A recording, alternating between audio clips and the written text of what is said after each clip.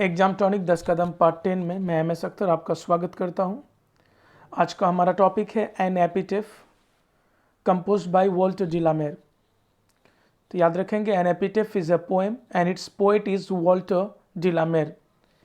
Exam में इस प्रकार पूछा जा सकता है an epitaph has been written by dash, तो आपका आंसर होगा वॉल्टर डिलामेर। चलिए आज का हमारा पहला क्वेश्चन है the poet thinks that dash is not everlasting. कवि का मानना है कि डैश जो है वो हमेशा नहीं टिकता है। तो क्या?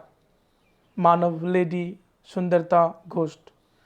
तो जब आप एन एपिटेफ पोएम को रीड करेंगे तो आप पाएंगे कि कवि ने बताया है कि सुंदरता हमेशा के लिए नहीं टिकता है। The poet thinks that beauty is not everlasting. आपका आंसर सी होगा। कंप्लीट लाइन इस प्रकार याद रखेंगे the poet thinks that beauty is not everlasting. चलिए चलते हैं हम लोग नेक्स्ट क्वेश्चन में। हमारा अगला क्वेश्चन है an epitaph deals with a beautiful dash. मतलब एन एपिटेफ जो कविता है, इस कविता में किस चीज़ के बारे में बात की गई है, किस चीज़ को डील किया गया है? याद रहे, लेडी को। An epitaph deals with a beautiful lady. An epitaph poem में एक सुंदर महिला के बारे में चर्चा हुई है। हमारा अगला क्वेश्चन है the lady is from the dash country. वो जो महिला थी, एन एपिटेफ कविता में जिस महिला के बारे में बात हुई है वो महिला किस कंट्री की है? तो आप जब पोएम रीड करोगे तो आप पाओगे कि वो महिला वेस्ट कंट्री की थी।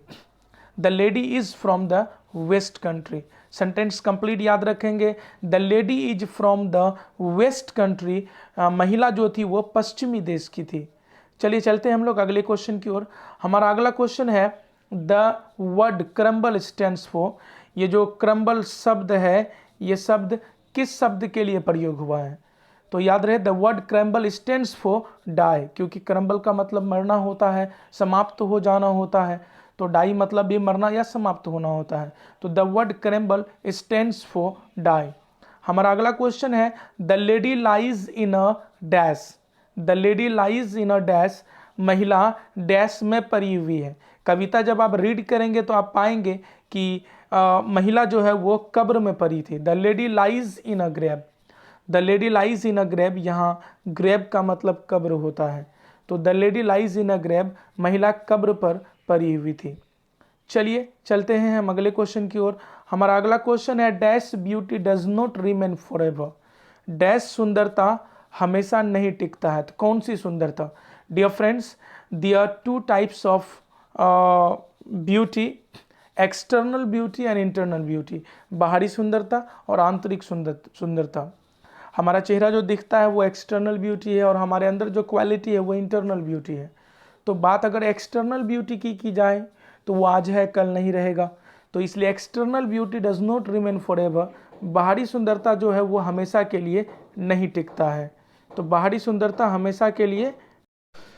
चलिए हमारा को अगला क्वेश्चन है इंटरनल ब्यूटी। अगला क्वेश्चन हमारा है internal beauty dash forever. Internal beauty, आंतरिक सुंदरता जो है वो हमेशा रहता है। सही बात है, इंटरनल ब्यूटी रिमेन्स फॉरएवर। तो इंटरनल ब्यूटी रिमेन्स फॉरएवर हमारा आंसर हो जाएगा। आंतरिक सुंदरता हमेशा टिकती है, हमारे अंदर का जो क्वालिटी है वो हमेशा टिकता है, हमेशा रहता है। चलिए अगला क्वेश्चन को हम लोग देखेंगे songs for children and peacock pie depict world of. ये सॉन्ग्स फॉर चिल्ड्रेन और पीकॉक पाई याद रखेंगे, ये दोनों बुक है वॉल्टर डिलामेर का। ये दोनों बुक में वॉल्टर डिलामेर ने एक तरह से बताया है, बखान किया है या चित्रित किया है वर्ल्ड ऑफ ड्रीम। ड्रीम जो है, ड्रीम्स हो जाएगा। Songs for children and peacock pie depict world of dreams. Songs for children, peacock pie जब आप रीड करेंगे, जब आप पढ़ेंगे तो पाएंगे कि इसमें